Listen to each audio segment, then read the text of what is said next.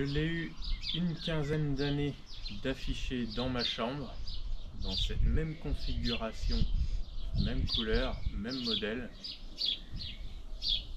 Et il aura fallu attendre plus de 20 ans de permis pour que enfin j'achète mon rêve d'adolescent. Mais avant tout, j'aimerais vous demander quelle était votre voiture de rêve quand vous étiez adolescent ou quand vous étiez jeune permis, et est-ce que vous avez fini par sauter le pas? Alors, des indices sur ce véhicule. Quelque part, je pense qu'il n'y a pas vraiment besoin de donner des indices, puisque la forme est relativement originale. On voit bien que c'est pas un break. Et puis,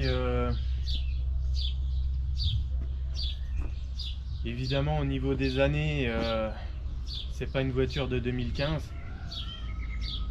Donc je pense que c'est pas très compliqué à trouver. Surtout si vous suivez un petit peu la chaîne. Ça pourrait être une japonaise, peut-être. Peut-être pas.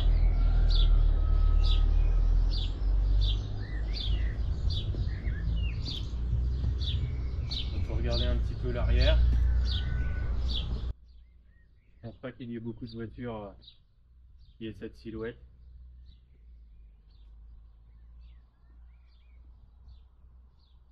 Alors c'est une voiture que j'ai failli acheter il y a déjà un bon nombre d'années dans une configuration différente. Et puis bon, tout compte fait, véhicule en très très mauvais état, donc j'ai pas sauté le pas, la voiture était vraiment très fatiguée.